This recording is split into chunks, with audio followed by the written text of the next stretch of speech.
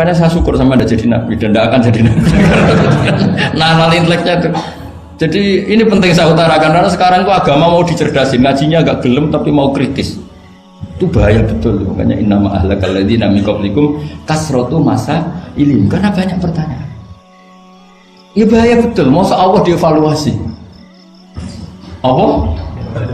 Makanya saya termasuk gak senang ketika ada sholat gini peregangan apa pernapasan terus kalau sujud apa saya tidak senang.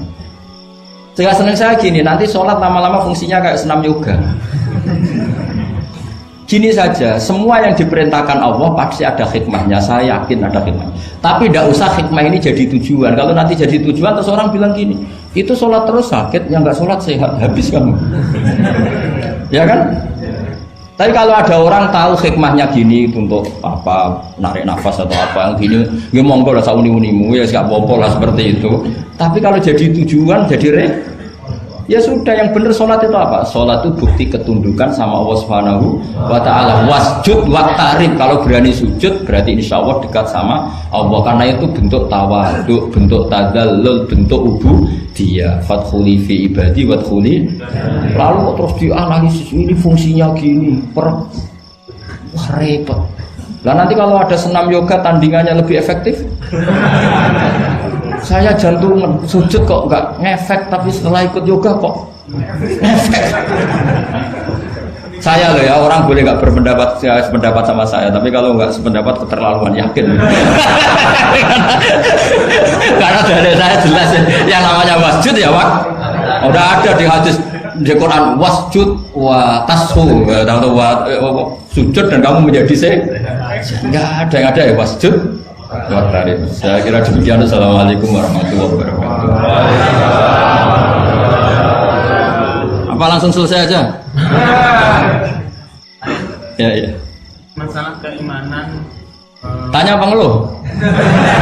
Kalau tanya boleh ya gimana? Masalah keimanan tentang qada dan qadar.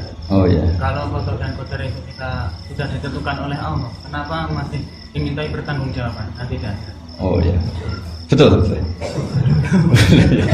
Ya seperti mukadimah saya tadi ya. Jadi ngaji itu harus kafah. Kafah itu artinya komplit. Jadi Nabi dalam banyak hal yang momennya tepat ya menganalisis dengan qada qadar, tapi dalam banyak hal juga melarang orang membicarakan qada qadar. Jadi misalnya gini, kamu kadung ditakdir pernah punya dosa dan kamu ingin tobat, maka dosa yang masa lalu anggap saja qada qadar, terus keinginan tobat itu anggap aturan syariat. Jangan lalu setelah qada qadar kamu tidak berkeinginan tobat.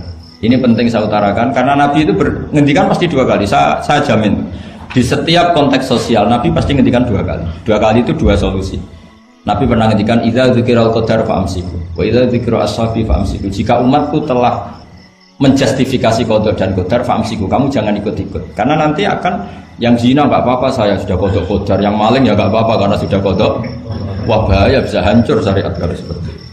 Tapi ada banyak hal yang Nabi mengisnadkan itu ke qada qadar. Kayak cerita Nabi Musa dan Nabi Adam. Ada kan di hadis Sahih itu jelas. Ini dengerin, ini betul di hadis Sahih. Nabi Musa itu saking Israelnya, memang beliau orang apa? Pertama, semua Nabi kan pasti ngalami diangkat ke alam roh. Nabi loh ya, tidak sampean Nabi. Sampean tidak usah ambisi begitu, Nabi ini. Ketika beliau diangkat di alam roh itu ketemu Nabi Adam.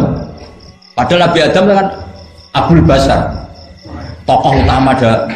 Pertama ketemu langsung ngomong gini, anta Adam, kamu betul yang namanya Adam? Ya saya Adam. Antal ladzi akhrajtan nasa minal jannati wa asqaitahum. Siapa hadisnya? Antal ladzi akhrajtan nasa minal jannati wa asqaitahum. Gara-gara kamu orang enggak hidup di surga. Jadi kalau sampean marah gara-gara kamu, saya harus cari uang sampai Korea. Coba kalau kita masih di surga, enggak perlu kerja di mana? Karena semuanya tersediakan, enggak punya istri jelek, semuanya cantik karena bidadari. Gara-gara jenengan kita harus keluar di bumi dan keluar dari surga.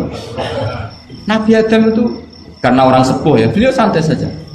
Anta Musa, kamu betul Musa? Ya saya Musa.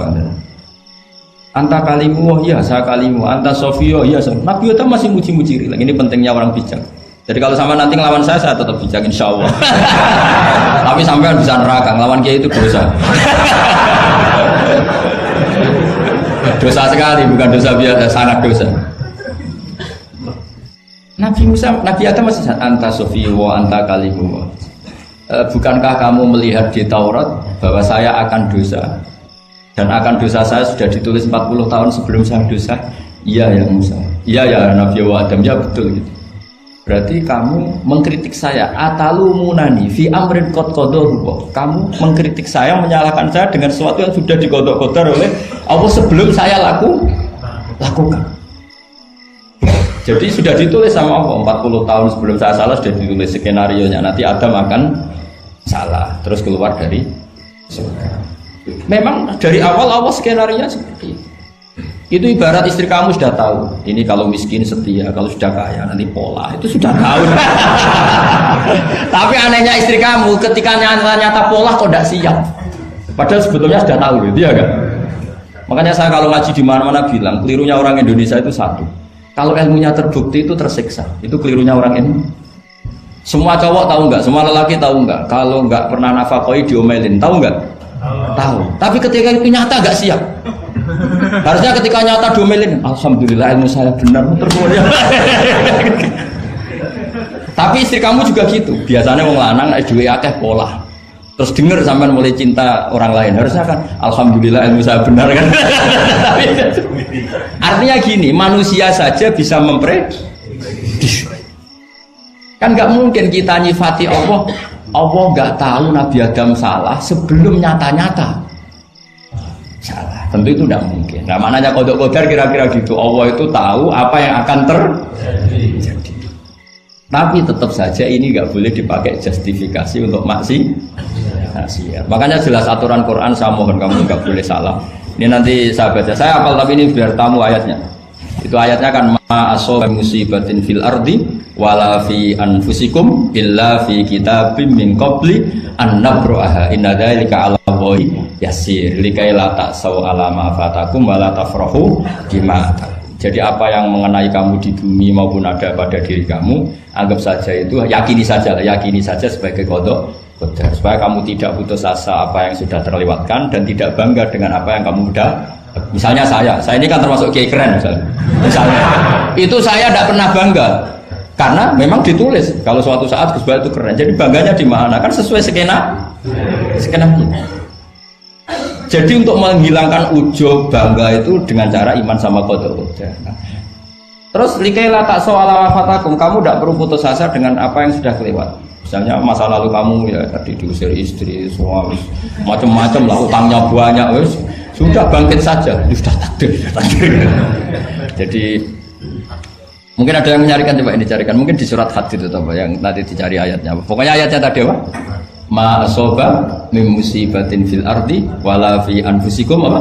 Illa fi kitabim min qabli an nabraha inna dzalika 'ala Allahi yasir likaila taksau 'ala ma fatakum wala tafrahu bima ada. Jadi kodok kodar ditulis supaya kamu tidak putus asa menyesali apa yang sudah kelewat dan bangga umur terhadap apa yang kamu dapat.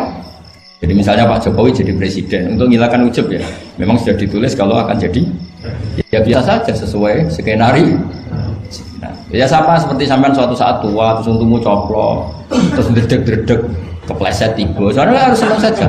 Zaman kamu muda juga sudah tahu kalau nanti akan seperti itu. Gitu. Jadi kalau itu terjadi, ya sudah, memang akan seperti itu. Jadi ringan saja. Ini pentingnya ngaji. Jadi sesuatu itu mudah sekali kalau dianalisis dengan dengan ya cukup ya. Satu lagi aja kan. Kalau nggak salah itu surat Hadid. Biar ditahukan suratnya.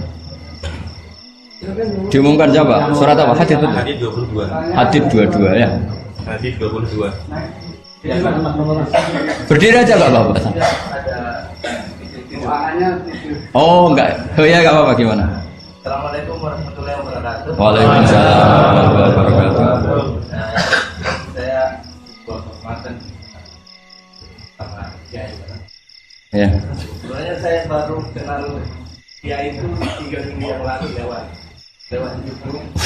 Ya. Ada yang kirim di FB saya, walaupun dengan komentar yang agak mirip lah. Iya. Kalau nggak salah waktu itu Pak Kiai membahas masalah perang Handar. Iya.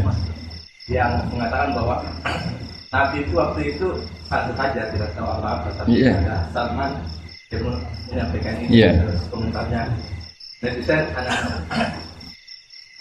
Tapi pertanyaan saya itu bukan itu, Pak. Iya, gimana? Pertanyaan saya itu, saya tertarik kenapa cara pasang sokoknya itu ada rapet di Iya. Iya.